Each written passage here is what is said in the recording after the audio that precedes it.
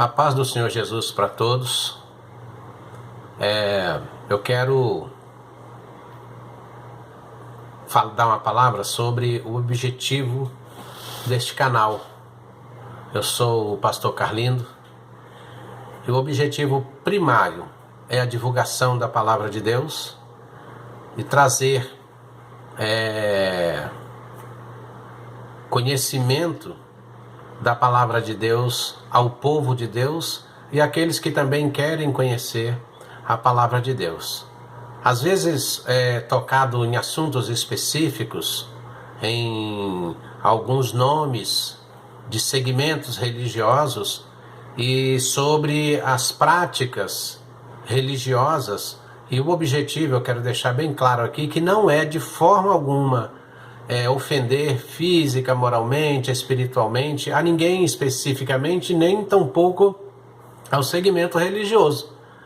Mas como servo de Deus, como ministro da palavra de Deus, eu me sinto no dever de orientar, me sinto no dever de alertar ao povo de Deus e até mesmo aqueles que ainda não são povo de Deus e quiçá aqueles que já estão em segmentos que não vão conduzi-lo ao objetivo que ele está esperando, que é a salvação, que é os céus. A minha obrigação é falar, mas eu quero deixar aqui bem claro que não tenho a mínima intenção de ofender a ninguém, de agredir a ninguém.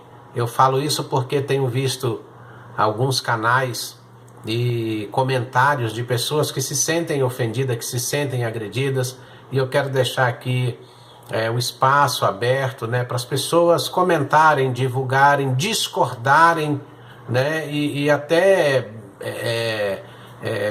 falar comigo sobre algum assunto que não gostou, que não concorda, porque o objetivo é esse mesmo, é trazer instrução, é trazer orientação para aqueles que querem ser orientados.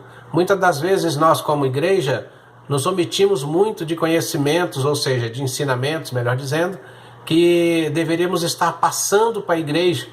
E muitas das vezes a igreja está sendo conduzida por tradição e não pelo que está realmente escrito na palavra de Deus, não pelo verdadeiro ensino que aquela palavra está trazendo, mas sim em cima de tradições. Não estou aqui lançando críticas a ninguém especificamente, mas eu, como servo de Deus, como pastor, estou até falando em relação às nossas igrejas também, que muitas das vezes se omitem, ou então por desconhecimento, muitas das vezes porque tem medo de perder membros e aí não falam o que deveriam falar, não falam a verdade, e isso eu concluo que é um grande erro, dos pastores, dos dirigentes, daqueles que estão responsáveis por vidas e que estão tentando conduzir essas vidas aos céus. Uma grande responsabilidade de não estarem, muitas das vezes, falando o que se deve falar, falando a verdade por medo de muitas coisas. A maior delas, por medo de perder a membresia da igreja. Eu não sei porque entram por esse caminho.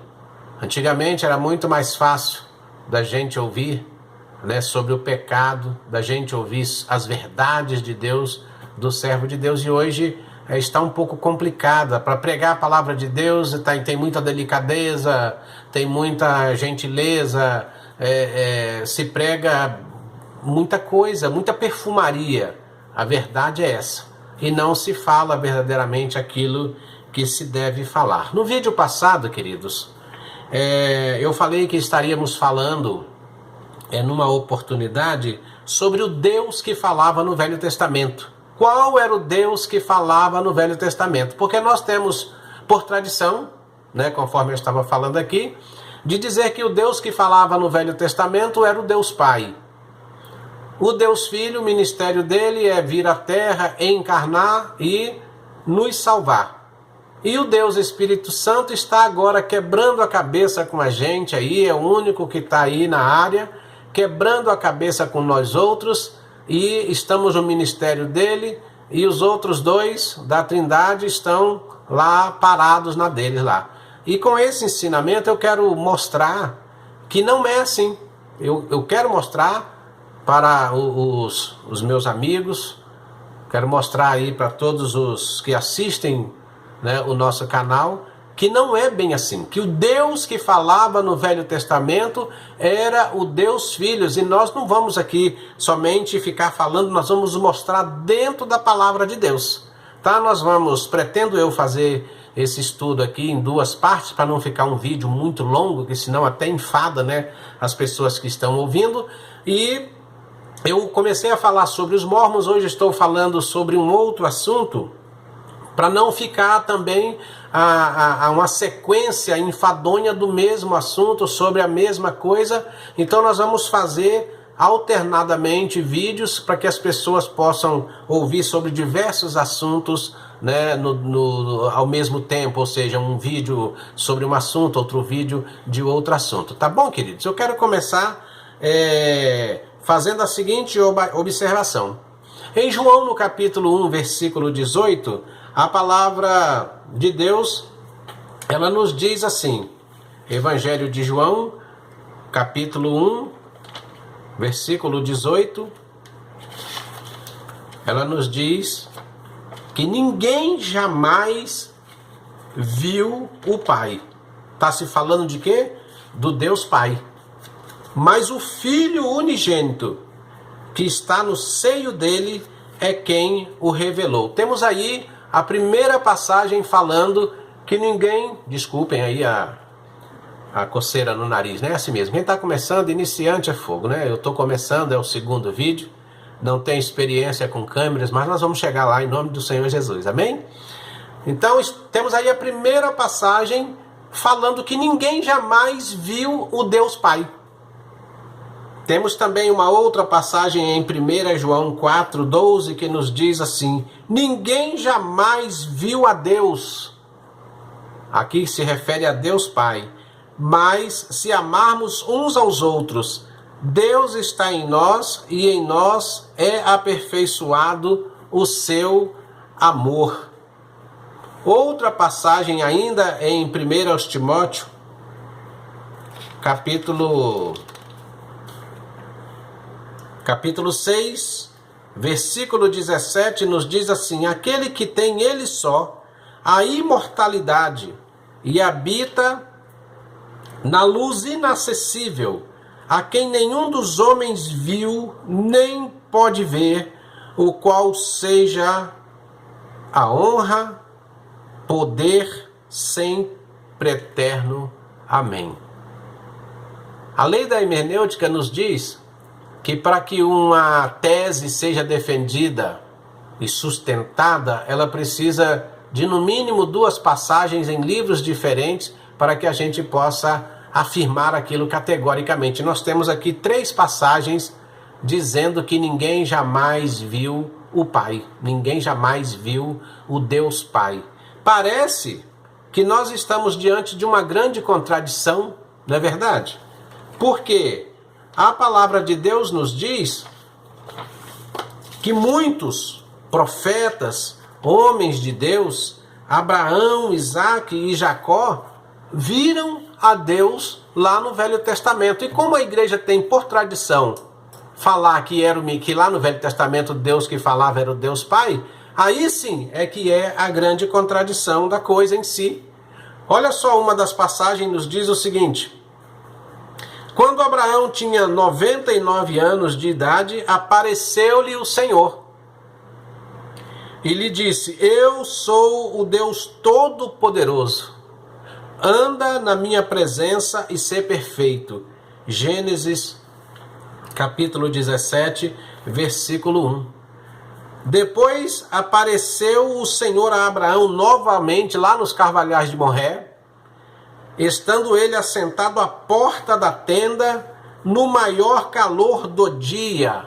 Gênesis 18, versículo 1. Isso para ninguém ter dúvida de que não era noite, não era penumbra, ou seja, o sol estava a pino e não tinha como ter dúvida de que ele viu, porque toda a luz, toda a claridade estava ali à disposição dos olhos de Abraão. Diz ainda Gênesis 18, 2: levantou Abraão os olhos, olhou e viu 3 homens em pé na sua frente. Vendo-os, correu da porta da tenda ao seu encontro e prostou-se em terra.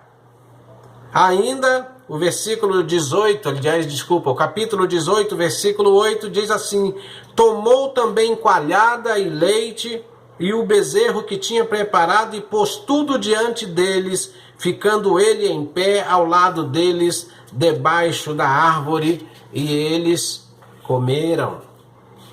Versículo 18, 23 ainda diz assim: então Abraão aproximou-se-lhe e disse: destruirás também o justo com o ímpio? Os irmãos devem se lembrar bem disso, quando Abraão estava apelando ao Senhor ali para que ele não destruísse Sodoma e Gomorra. Aqui é um versículo que fala exatamente disso, Gênesis 18, 23. Nunca mais se levantou, agora falando de Moisés, né? Moisés também esteve diante do Deus Todo-Poderoso, e Deuteronômio 34, 10 nos diz o seguinte: nunca mais se levantou em Israel profeta algum como Moisés, a quem o Senhor conhecesse face a face. E aqui não adianta as pessoas dizer que esse face a face é no sentido figurado, não, porque cara a cara é frente a frente.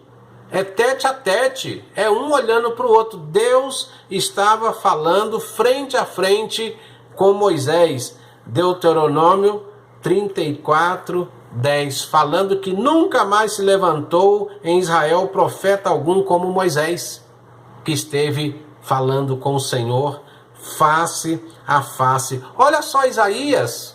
Isaías também viu o Senhor no ano, diz aqui a palavra de Deus em Isaías 6, no versículo 1, no ano em que morreu o rei Uzias, disse Isaías: eu vi o Senhor assentado num alto e sublime trono, e a orla do seu manto enchiam o templo. Quando eu falei dessa passagem para alguém,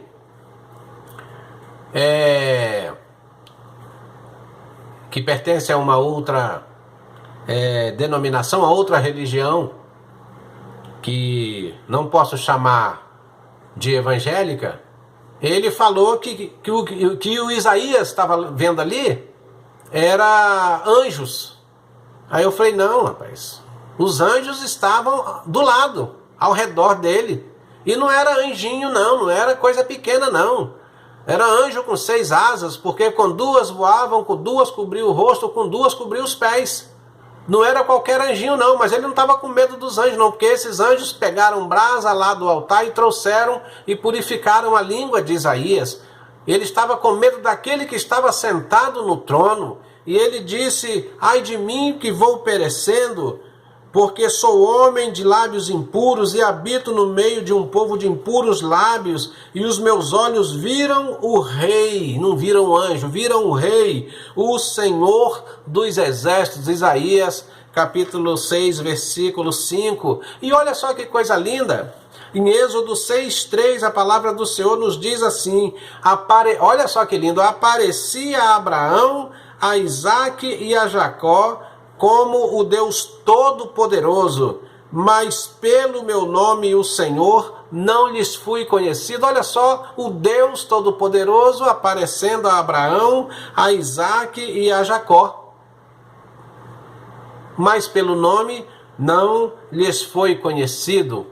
Numa outra oportunidade, nós vamos estar falando, né, colocando aqui um questionamento: se Deus, o Pai, tem um nome, e se Deus Filho, o Deus Filho, não 100% homem, tem um nome pelo qual eu possa chamá-lo, vocês vão ver que grande contradição também, e que grande falta de conhecimento, muitas das vezes, tem a liderança, né, e os irmãos por falta de ensinamento.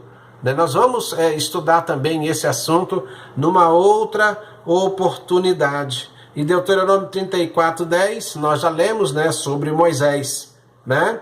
Aí a pergunta que eu faço é: estaria a palavra de Deus se contradizendo? Porque no Novo Testamento diz que ninguém jamais viu o Deus Pai. E a igreja diz que no Velho Testamento era o Deus Pai que falava.